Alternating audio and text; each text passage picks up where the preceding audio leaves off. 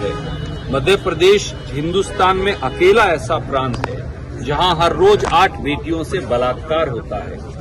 और प्रचंड बहुमत के साथ दोनों स्टेट में सरकार आई और अब 4 स्टेट में इंशाल्लाह और आने जा रही है।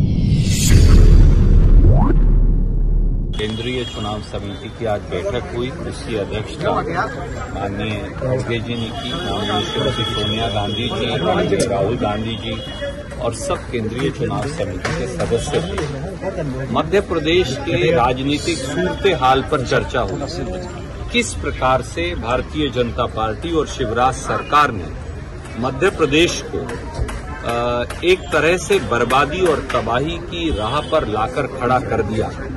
किस प्रकार से मध्य प्रदेश में नौकरियां मंडी लगाकर बेची जाती हैं, इस पर चर्चा हुई। मध्य प्रदेश में किस प्रकार से हर रोज बेटियों की अस्मत से खिलवाड़ होता है।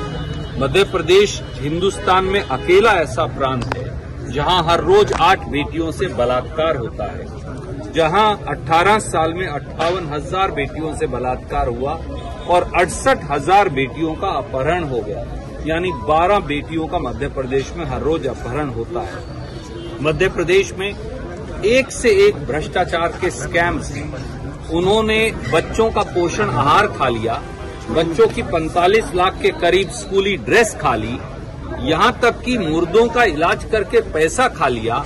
महाकाल का के नाम पर जो पैसा भ्रष्टाचार में खा जाएं, उन लोगों का क्या करें जो भगवान के नाम पर भी पैसा खा जाएं। इसलिए हमने ये ब्रीफ किया केंद्रीय चुनाव समिति को कि मध्य प्रदेश अब बदलाव चाहता है और बदलाव की कगार पर है, परिवर्तन की लहर बह रही है। इसीलिए घबराकर हमारे प्रधानमंत्री श्री नरेंद्र मोदी जी ने तो अब शिवराज जी के नाम और काम दोनों से किनारा कर लिया है। वो तो शिवराज सिंह चौहान का नाम लेने से भी कतराते हैं। 18 साल में एक भी ऐसी स्कीम नहीं जो प्रधानमंत्री वहां आए बता सके जो भाजपा ने लागू की हो। केवल और केवल मध्य प्रदेश में एक झांसाराम है, उनका नाम है शिवराज सिंह चौहान, और दूसरी उनकी झूठ की दुकान है जो भारतीय जनता पार्टी की है। इसके बाद केंद्रीय चुनाव समिति ने सीटों पर चर्चा की।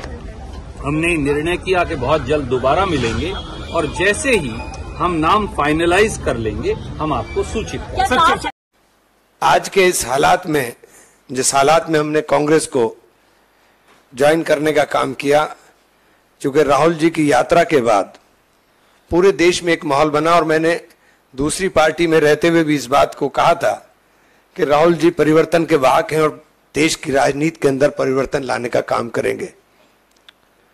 और वो असर उसका हिमाचल के और कर्नाटक के चुनाव में दिखाई दिया, जब प्रियंका जी ने जाकर के प्रचार किया और प्रचंड बहुमत के साथ दोनों स्टेट में सरकार आई और अब 4 स्टेट में इंशाल्लाह और आने जा रही है। अभी राजीव भाई ने मुझसे सुबह ही पूछा था तो मैंने ये बात बताई थी कि मैंने कार्यकर्ता ही जितने लोग हैं मेरी ताकत हैं, इनके वजह से ही मैं पार्टी छोड़कर गया था। और मैंने मीटिंग बुला करके अपने सब लोगों को 8-10 हज़ार आदमी था सहारनपुर में, पूछा था कि आप लोगों ने मेरा जो पेंडुलम बना दिया, अब बताओ मैं क्या करूं।